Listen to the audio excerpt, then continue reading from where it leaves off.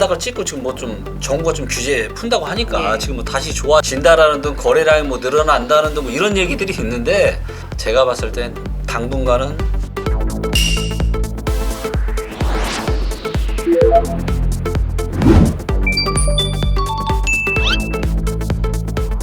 작년 한 해 정말 핫했던 둔촌주공, 네. 정말 저조한 청약 경쟁률을 보여줬고요. 맞아요. 최근에 이제 경기 광명의 그 재건축 단지 철산자이 더 헤리티지가 네. 이제 평균 경쟁률 0.96대 1을 기록했습니다. 930가구 모집에 902명이 청약을 한 겁니다. 아이고. 그러니까 분양시장 한파도 이제 올해 내년까지 좀 이어질 것으로 보시나요?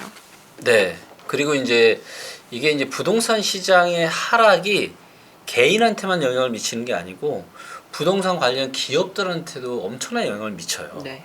사실 불과 얼마 전까지만 하더라도 부동산 관련한 기업들은 그냥 뭐 사업만 하면은 다 떼돈이 버는 그런 엄청난 이제 진짜 노다지 시장이었죠. 네. 그러다 보니까 이제 PF도 이제 증권사들도 매우 적극적으로 하고, 네.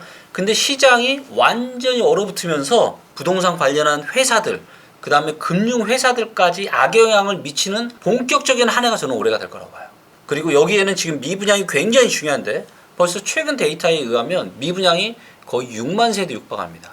한 달 사이에 막 거의 한 10,000세대씩 늘어나고 있어요. 예. 그리고 이제 둔촌주공 이야기 하셨지만 둔촌주공이 저는 올해 초에 이제 계약이 끝나거든요. 1월 3일부터 1월 17일까지 둔촌주공이 계약이 들어갑니다. 예. 이 계약률이 과연 어떻게 나올 거냐. 이게 80%대가 관건이 될 거라는 얘기가 네. 굉장히 많이 나오거든요. 네. 이게 그 이하로 떨어지면 네. 이제 굉장히 위험해진다. 네. 그리고 이제 문제가 지금 1월 19일 날 3개월 12%짜리 단기 대출 그거에 만기가 도래하거든요. 네네. 그래서 이거를 지금 갚으려고 지금 준비를 하고 있는 것 같은데, 보통 이제 업계에서 이야기하는 게 뭐냐면 이제 청약 경쟁률이 이제 10대 1 정도 나오잖아요. 네. 그러면 미분양이 30% 정도 나온다라는 게 업계 통상 정설입니다. 근데 이번에 청약 경쟁 2순위까지 했음에도 불구하고 6대 1이 앉았잖아요. 예. 그러면 미계약은 30%가 더 넘을 거다라는 거죠. 그럼 당연히 계약률이 70 언더로 된다는 얘기고. 맞습니다. 그리고 이제 문제가 뭐냐면 최근에 이제 급속도로 아파트 가격이 떨어진다라는 게 문제예요. 지금 이제 둔촌주공을 가장 많이 비교를 한 게 이제 인근의 헬리오시티거든요. 예. 네, 헬리오시티를 보시면 헬리오시티의 매매가 이제 호가 데이터를 좀 보겠습니다. 지금 이제 보시면 이게 이제 7월 중순만 하다 19억 4천이었어요. 근데 둔촌주공이 비슷한 평형대가 이제 13억 5천에 14억 옵션까지 해서 14억 정도밖에 안 되니까 이 84 정도면 기준. 그렇죠. 예. 그러면 매덕 차이가 나니까 해볼만 하잖아요. 예. 근데 지금 보시는 것처럼 10월 중순 말부터 가격이 급속도로 떨어지더니 지금은 16억. 불과 얼마 전까지만 해도 15억 5천짜리 매물도 나왔어요. 예. 15억대까지 내려갔죠. 그렇죠. 지금 6개월 사이에 지금 이만큼 떨어졌는데 앞으로 2년이라는 기간 동안 얼마가 떨어질지 그 누구도 장담도 할 수가 없는데 네. 계약을 해야 되는 입장에서 과연 이거를 할 수 있겠느냐. 네. 이런 부동산 시장의 하락이 본격적으로 시작되는 하필이면 이 시점에 지금 이제 분양을 하고 계약까지 지금 해야 되는 시기다 보니까 아마 상당히 저는 좀 위험한 상황으로 좀 가게 되지 않을까 좀 염려를 하고 있습니다. 실제 당첨을 해놓고 고민하신 분이 굉장히 많고요. 네. 말씀하신 것처럼 헬리오시티를 비교를 많이 하시는데 뭐 입지로 따졌을 때 이 헬리오시티 입지가 더 좋다고 생각하시는 분들이 좀 많으신 것 같고, 그렇죠. 이 더 하락할 거라는 기대 심리가 분명히 작용하기 때문에 네. 부동산 PF가 정말 올 한 해 경제 위기에 좀 내관이 될 거다 이런 네. 얘기가 나오고, 그렇게 네. 되면은 결과적으로는 공급이 좀 부족해지고, 네. 그럼 또 어떤 급등할 수 있는 트리거를 만드는 거 아니냐라는 네. 시각도 있는데 장기적으로는 네, 그건 맞아요. 어떻게 보시나요? 근데 이런 것들은 항상 있어 왔습니다. 그래서 이제 과거에도 2010년, 11년, 12년, 13년, 14년, 15년까지도 사실 입주만이 별로 없었어요. 네. 예. 근데 앞으로도 그런 일은 똑같이 일어날 겁니다. 그래서 아마도 이제 2025년부터는 이제 입주 물량이 이제 상당히 저는 줄어들 거라고 보고 있고요. 그리고 이제 지금은 우리가 이제 2008년 이후의 하락장은 꽤 좀 길었잖아요. 왜냐면 이 실거래가 캔들 차트만 보더라도 데이터를 한번 보시면 여기 이제 2008년 이후의 하락장인데 굉장히 완만하죠. 네. 그쵸? 아주 이제 천천히 이렇게 내려갔단 말이에요. 예. 근데 지금은 어때요? 굉장히 급락을 하고 있죠.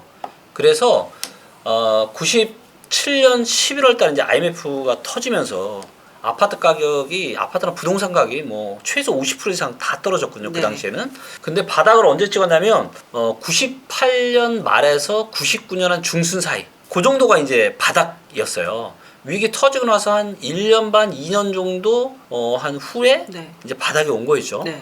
그렇다면 이번에도 이제 그러면 이제 우리가 본격적인 하락이 22년 한 중순부터 시작이 됐다라고 지금 보면은 2년이면 24년 중순이죠. 네. 예, 그래서 저는 이제 빠르면 한 24년 중순, 아마도 25년 어느 즈음이 이제 상당히 많은 지역들의 부동산 가격 바닥이 아닐까 조심스레 예상을 하지만 예. 여기에서 가장 중요한 포인트는 뭐냐면 물가예요. 결국은 지금 금리 인상을 이렇게 급격하게 하는 가장 근본적인 이유는 뭐죠? 물가를 잡으려고 하는 거잖아요. 근데 물가가 금리를 올려도 안 잡힐 수 있잖아요.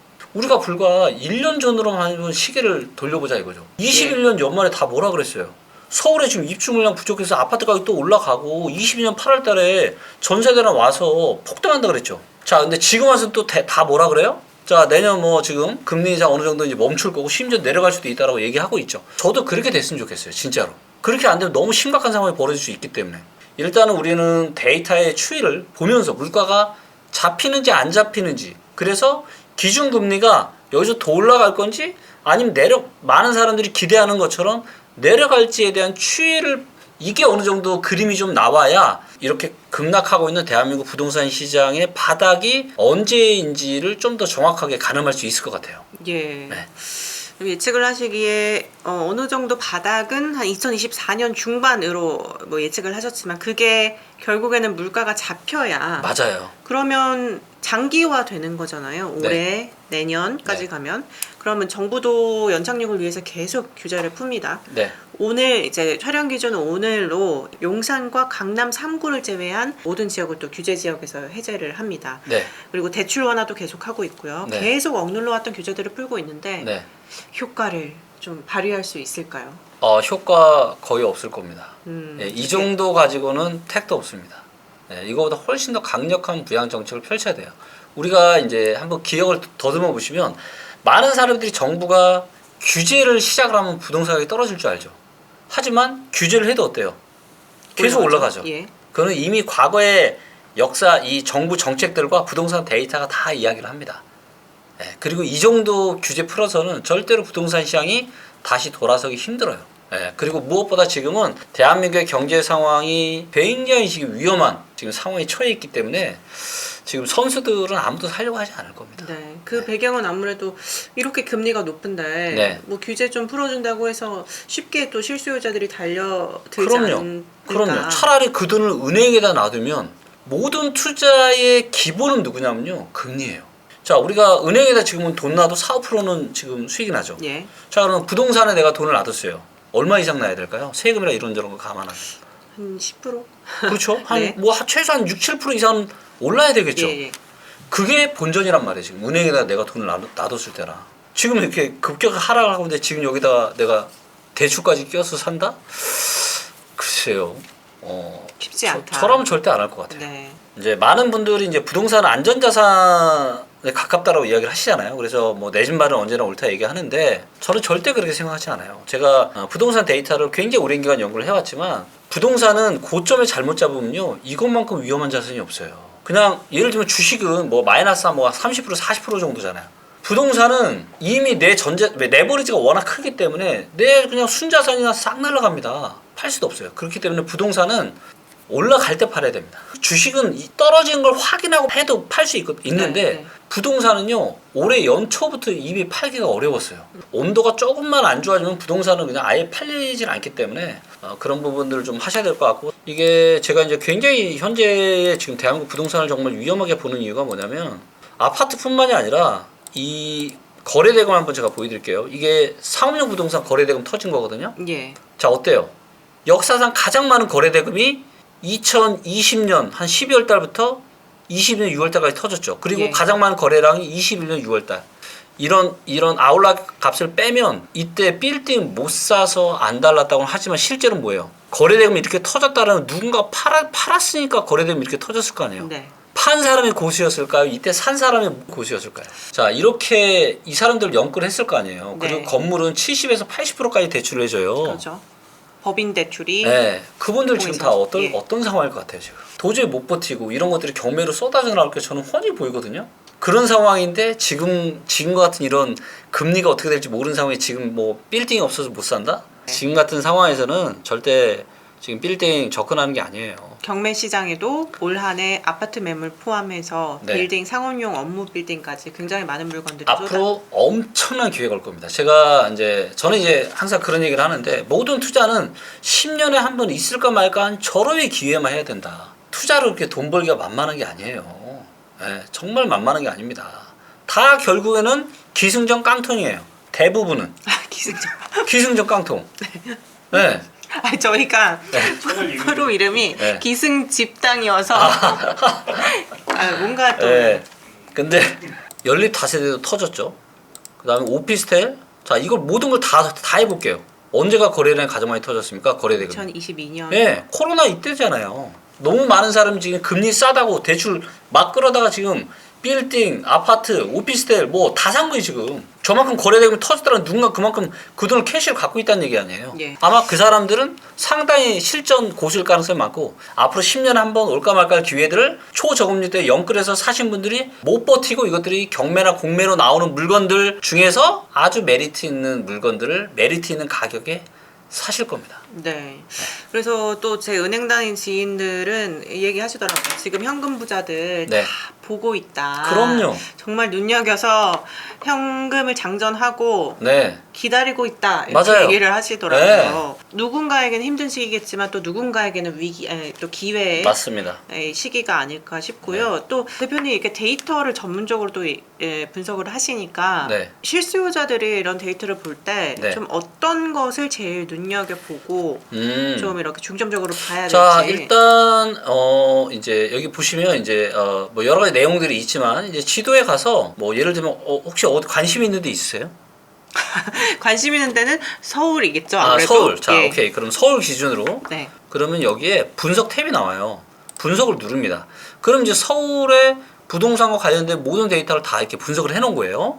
자, 이 중에서 가장 중요한 거 딱 세 가지만 말씀드릴게요. 비슷한데 첫 네. 번째가 투자 점수입니다. 투자 점수는 뭐냐면 그 지역의 부동산 가격에 영향을 미치는 거의 모든 데이터를 인공지능 믹서기에다 갈아 넣어가지고 저희가 하나의 점수를 뽑아낸 겁니다. 네. 네, 당연히 리치고밖에 없고요. 얘가 60점, 최소한 60점은 넘어야 내 집 마련에 관심 두시는 게 좋습니다. 지금 43점 정도밖에 안 되거든요. 근데 이 투자 점수의 요인이 어떤 요인들이 있을까요? 투자 점수에는 뭐 인구수, 일자리, 뭐 소득 대면 저평가 인덱스, 전세가율, 뭐 입주물 여러 가지 데이터들이 다 네. 들어가 있어요. 많이 70점 넘어요. 그러면 영끌하셔도 됩니다. 영끌. 영끌. 까지. 그리고 60점이다. 그러면 60점 이상으로 올라간다? 그러면 이제 무릎 미친 거예요, 그때는. 자, 그리고 얘만 보면 불안하기 때문에 또 뭘 보시는 게 좋냐면 소득 대비한 저평가 인덱스를 보는 게 좋아요. 소득 대비 저평가. 그렇죠. 소득 대비해서 지금 아파트 값이 얼마나 비싼지 싼지를 보여주는 데이터입니다. 자, 이걸 보니까 지점 고점이 이제 금융위기 때인데 이때가 18점 한 4 정도 됐어요. 네. 근데 저점이 2014년 3월 달은 12.7입니다. 근데 코로나 때 얘가 얼마까지 늘어났냐면 27. 역사상 보시는 것처럼 소득 대비해서 가장 비쌌죠. 예. 여전히 25.4입니다. 그러니까 이걸 봐도 지금 소득 대비한 저평가 인덱스를 봐도 평균까지 떨어지려고 해도 지금 20% 이상이 떨어져야 되는 겁니다. 예. 아직은 높은 구가 고평가돼 그렇죠. 있다는 거고. 얘가 그 다음에 이제 마지막으로 주택 구매력 지수인데 이 주택 구매력 지수 데이터에는 사람들의 소득, 주택 담보대출 금리, 그 다음에 아파트 가격, 주택 가격까지 다 들어가 있습니다. 예. 그래서 여러 가지 데이터가 있으면 나 복잡하니까 딱 하나만 봐야 돼. 그러면 저는 이 주택 구매력 지수를 추천드립니다. 구매력 지수. 주택 구매력 지수. 얘가 최소한 지역마다 다른데 요 좋은 이 녹색 구간 안에 있을 때 그때가 이제 언제였냐면 2013년 초부터 2017년 말까지, 2016년 말까지가 이제 초록색이었고요. 네. 근데 지금은 어때요? 역사상 가장 안 좋아요. 즉 예. 내가 집을 대출을 끌어다가 내가 집을 사서 이자를 부담하는 게 역사상 가장 부담스럽다는 얘기예요. 예. 네. 그래서 이 주택 구매력 지수가 역사적인 평균 이상으로 올라왔을 때 내 집 마련하면 후회할 일이 없어요. 지금 고점에서 지금 영끌에서 집 사신 분들 사연을 들어보면요, 진짜 눈물 없이는 들을 수가 없어요. 주택담보대출 4억, 내 와이프랑 나랑 신용대출 1억 1억씩 2억, 대출 6억 끌어다가 내가 갖고 있는 4억 가지고 10억짜리 집을 샀는데 그 10억짜리 집은 어떻게 됐어요? 6억 7억이 됐잖아요 지금.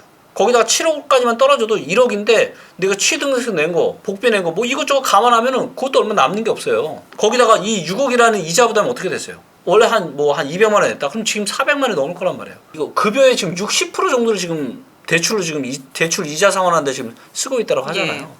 그냥 인생이 그냥 한순간에 그냥 나락으로 떨어진 겁니다. 주식 투자보다 훨씬 더 위험해요. 정말로 주목구식으로 안 하셨으면 좋겠어요.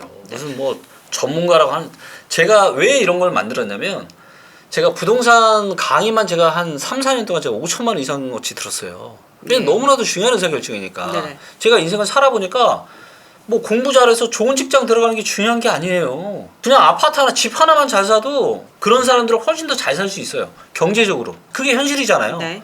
그렇기 때문에 여기에 대한 의사결정을 너무 잘하고 싶었고, 중요한 건 뭐예요? 내가 지금 사도 되는지. 누구도 저평가지 고평가지 아무도 이야기하지 않아. 지금이 제일 싸대 항상. 그리고 지역 선정도 데이터로 할 수 있는데, 데이터에 근거한 인생에서 가장 중요한 의사결정을 잘하고 싶어서 이걸 만들게 된 거고요. 좀 정리를 해드리면 이 리치고 사이트에 들어가면 네. 지도라는 이 코너가 있고요. 네. 여기 가서 보면 이제 뭐 서울, 경기, 인천 여러 가지 지역에 나눠져 있는데 이제 투자 점수 첫 그렇죠. 번째로, 그리고 네. 두 번째로 소득 대비 얼마나 저평가되어 있는지, 맞아요. 소득 대비 저평가, 그렇죠. 그리고 주택 구매력 지수까지 이 세 가지를 좀 눈여겨서 한번 보시면 네. 그냥 이제 뭐 네이버에 단지 들어가서 가격을 비교하는 것보다 조금은 더 이렇게 합리적으로 그렇죠.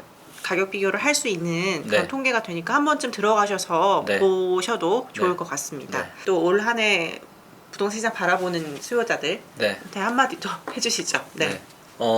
저는 이제 지금의 시기를 겪으면서 저의 2008년 때가 생각이 나요. 그때 이제 저도 개인적으로 굉장히 승승장구를 하다가 금리가 터지면서 내가 열심히 사는 거랑은 완전 다른 별개의 문제잖아요. 이게 내 인생에 미치는 영향이 너무나도 크잖아요. 지금 아마 많은 분들이 느끼시고 계실 겁니다. 예. 그래서 저는 그때 다짐을 했습니다. 내가 두 번 다시는 내가 휘둘리는 삶을 살지 않겠다. 그게 내 개인적인 문제가 아니라 어떤 내가 통제할 수 없는, 영향력도 없는 외부의 변수지만 이 변수 때문에 내 인생이 이렇게 나락으로 떨어질 수도 있구나 라는 걸 제가 그때 경험을 했고요. 그래서 진짜 미친듯이 공부해야 되겠다라고 생각을 했고요. 그래서 지금 굉장히 많이 힘들어 하시는 분들이 있으시겠지만 일단은 휘둘리지 않는 삶을 살겠다고 결단 내리십시오. 그리고 누구라도 그런 실수 할 수 있어요. 하지만 이 또한 분명한 건 지나갑니다. 또다시 부동산 시장에 대세 상승은 또 와요. 뭐 일본처럼 된다 그럴 일은 없습니다. 네, 그럴 일은 대한민국에 없고요. 그래서 지금의 이런 힘들고 어려운 시기를 장애물이 아니라 디딤돌로 만들어야 되는 거예요. 그리고 그거는 내가 만드는 겁니다. 또다시 몇 년 뒤에 아마도 한 2, 3년 정도 후에는 찾아올 것 같은데, 지금처럼 이런 또 좋은 동영상 또 열심히 시청하시고 공부 열심히 하시면 좋을 것 같습니다. 또 응원해 주시고 또 힘내는 말씀까지 잘 들어봤습니다. 네, 오늘 이야기는 또 여기서 마치도록 하겠습니다. 대표님 오늘 말씀 정말 감사합니다. 네, 고맙습니다.